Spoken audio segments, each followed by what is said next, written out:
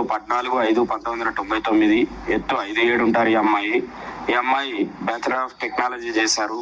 మరి ఈ అమ్మాయి సాఫ్ట్వేర్ ఇంజనీర్ గా జాబ్ చేస్తున్నారు. సంవత్సరానికి జీతం 8 లక్షల రూపాయలు. మరి ఈ అమ్మాయి వాళ్ళ నేటివ్ ప్లేస్ వరంగల్. మరి ఈ అమ్మాయికి ఓసీబీసీలో ఎన్ఆర్ఐ సంబంధం కావాలి.